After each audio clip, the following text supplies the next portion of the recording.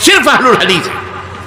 اس لیے آپ کی ذمہ داری اہل حدیث ہو یہ بہت زیادہ بنتی ہے، اور آپ کا حساب و کتاب اچھی طرح سے اللہ کے ہاں ہوگا، آپ کی پکڑ ہوگی، کیونکہ آپ کے آنکھوں کے نیچے کفر پنپ رہا ہے، شرک پنپ رہا ہے، حرام پنپ رہا ہے، بہت کچھ پنپ رہا، اور آپ خاموش بیٹھے ہوئے ہیں، بلکہ خود اس حرام چیزوں کے اندر آپ مدد کر رہے ہیں، آپ خود شراب بیچ رہے ہیں، آپ خود شراب پی رہے ہیں، آپ خود سود کھا رہے ہیں، اللہ اس کے رسول سے جنگ کر رہے ہیں، آپ خود اپنی ماؤں سے بلاتکار زناکاری کر رہے ہیں، آپ خود اس دین کو بٹانے کے اوپر، یہ دعویٰ نہیں ہے، یہ حقیقت ہے، اس کے علاوہ اس دین کا کوئی مطلب نہیں ہے، قرآن و سنت اس کا منہج ہے، اس کا دستور ہے، اس کا عقیدہ، اس کا عمل ہے، اللہ اور اس کے رسول کے راستہ ہے، بس اس کے علاوہ کسی جمن سبراتی للو پنچو کسی کا یہ دین، کسی کا راستہ نہیں ہے،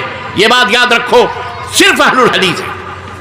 اس لیے آپ کی ذمہ داری اہل حدیث ہو یہ بہت زیادہ بنتی ہے، اور آپ کا حساب و کتاب اچھی طرح سے اللہ کے ہاں ہوگا، آپ کی پکڑ ہوگی، کیونکہ آپ کے آنکھوں کے نیچے کفر پنپ رہا ہے، شرک پنپ رہا ہے، حرام پنپ رہا ہے، بہت کچھ پنپ رہا، اور آپ خاموش بیٹھے ہوئے ہیں، بلکہ خود اس حرام چیزوں کے اندر آپ مدد کر رہے ہیں، آپ خود شراب بیچ رہے ہیں، آپ خود شراب پی رہے ہیں، آپ خود سود کھا رہے ہیں، اللہ اس کے رسول سے جنگ کر رہے ہیں، آپ خود اپنی ماؤں سے بلاتکار زناکاری کر رہے ہیں، آپ خود اس دین کو مٹانے کے اوپر لگے ہوئے ہیں، تو بتاؤ آپ کیسے کامیاب ہو سکتے ہیں؟ آپ کو کامیابی چاہیے، آپ کو بلندی چاہیے، آپ کو دنیا اور آخرت میں سرخروئی چاہیے، تو آپ کو اپنے مقصد زندگی کو یاد رکھنا پڑے گا، اسلام کے سائے میں آنا پڑے گا۔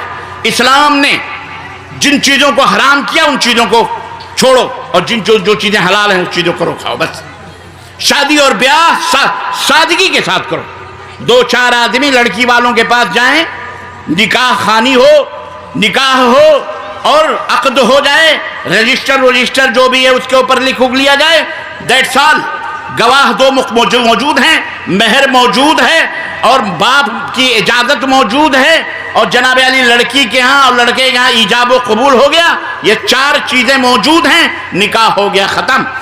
اسے مسجد میں بھی لے جانے کی ضرورت نہیں، اسے فلانی جگہ پہ بھی ضرورت نہیں، کہیں بھی بیٹھ کر یہ 4 شرطیں نکاح کی، گواہی موجود ہو، 2 گواہ ہوں عدل والے، نمبر 1 مہر ہو، نمبر 2 مہر ہو، نمبر 3 لڑکے اور لڑکیوں کا ایجاب و قبول ہو۔ ایجاب و قبول کا مطلب یہ ہے کہ اگر دونوں راضی ہیں تو شادی ہوگی، اگر لڑکی نے کہا میں شادی نہیں کروں گی اس لڑکے سے، تو کوئی باپ اس کی شادی کروائے گا تو وہ شادی ہو سکتی؟ بولو، نہیں ہوگی، حرام ہے۔ وہ لڑکا کہہ رہا میں شادی نہیں کروں گا، زبردستی لڑکی گلے ڈالی جا رہی ہے، تو بھی وہ شادی ہو سکتی، ایجاب اور قبول ہونا۔ اور چوتھی چیز ہے ولی امر کی اجازت، یعنی باپ ہے، بھائی ہے، اس کی اجازت سے شادی ہوگی۔ یہ نہیں کہ جا کے لوور کورٹ کے اندر اور جا کر کے جناب لو اسٹوری جا کر کے کورٹ میرج کر دیں اور کہتے جی ہماری شادی ہو گئی، ایسی شادیاں نہیں ہوتی۔ تو شادیوں کو آسان بناؤ، گوڑے جوڑے ایسے پیسے یہ تمام سب چیزیں، لڑکی کا باپ اپنے جگر کے گوشے کو تمہارے حوالے کر رہا ہے، 18 سال 20 سال 22 سال پڑھایا ہے، لکھایا ہے، کھلایا ہے، گاڑی کمائیاں، پالا پوسا ماں باپ نے، اور تمہیں حوالے کر رہے، اوپر سے الٹا چور کوتوال کو ڈانٹے۔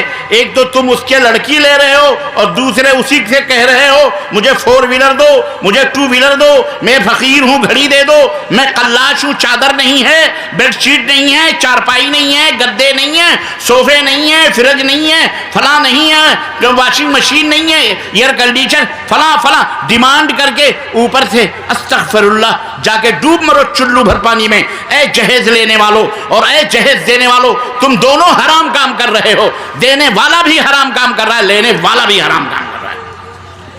اسی لیے زناکاریاں معاشرے میں ہوں گی، کل اللہ کے سامنے نوجوانوں تمہیں کھڑا ہونا پڑے گا، اے ذمہ داروں تمہیں کھڑا ہونا پڑے گا، اللہ پوچھے گا تو کیا جواب دو گے کہ تم ایسا کر کے آئے ہو، غریب باپ کی بیٹی سے اتنے جہیز لے کر کے آئے ہو۔ میاں بکری کا ایک بچہ کوئی پالتا ہے نا، بکری کا بچہ جو پالتا ہے اس بکری کے بچے کو کسائی لے کر کے اگر کوئی شخص کہتا ہے ہم کو دے دو، کاٹنے کے لیے تو کلیجہ منہ کو آتا ہے، جس نے پالا ہے اس بکری کے بچے کو دیتے ہوئے کلیجہ منہ کو آتا ہے. اور ایک ماں اور باپ نے اپنے بیٹی کو پال پوش کر 18-20 سال کر کے تمہیں تمہارے حوالے کر دیا ہے، تمہیں 4 گواہوں کے سامنے نکاح کروا کر تمہارے حوالے کر رہا ہے. یہی کیا کم ہے کہ وہ اپنے دل کے گوچھے کو تمہارے حوالے کر رہا ہے. اللہ کی قسم اگر باغیرت ہو تو زندگی بھر ایسے باپ کے سامنے تمہاری نگاہیں اٹھنی نہیں چاہیے، بلکہ ایسے ماں باپ کے سامنے تمہاری نظریں جھکی رہنی چاہیے، شکر کے اندر اور ان کے احسانوں کے تلے کہ انہوں نے بیٹی دے کر تمہارے اوپر اتنا بڑا احسان کیا ہے. اوپر سے تم جہیز مانگتے ہو. لعنت ہے تمہارے اوپر، دھتکار ہے، اللہ کی پھٹکار ہے. اللہ کی قسم تم کبھی کامیاب نہیں ہو سکتے. سماج کے اندر زناکاریاں عام ہو رہی ہیں، تمہیں پتہ نہیں ہے. ارتداد بڑھ رہا ہے، لڑکیاں مرتد ہو رہی ہیں، لڑکیاں کافروں کے ساتھ بھاگ رہی ہیں. اس کا ذمہ دار ہم ہیں، ہمارا سماج ہے. یہ میلہ لگا ہوا ہے، یہ دکانیں لگی ہوئی ہیں، یہاں سے وہاں تک ہماری ہی بہن بیٹیاں ہیں. اللہ خیر کرے، نہ جانے کیا کیا ہوتا ہوگا.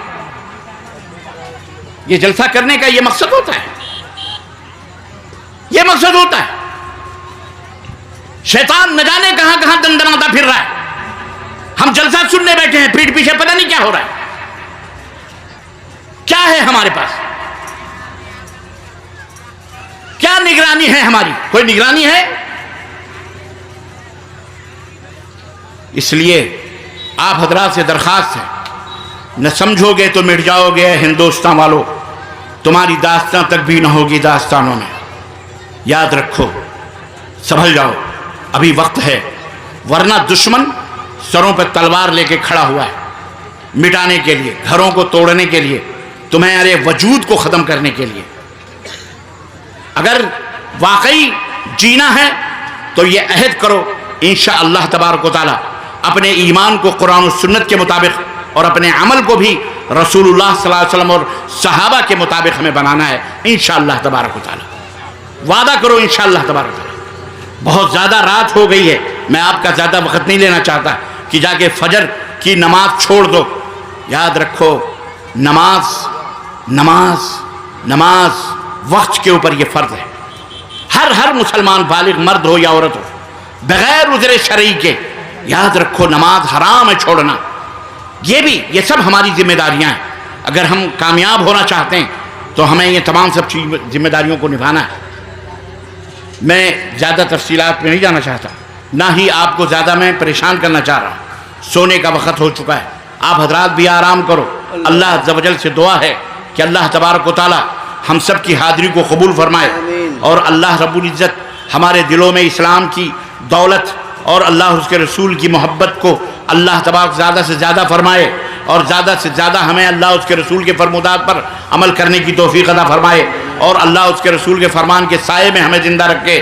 اللہ ہم سب کی حفاظت فرمائے، اہل توحید کی حفاظت فرمائے، اہل شرک و بدعت اور اہل کفر کو اللہ تبارک و ہدایت عطا فرمائے.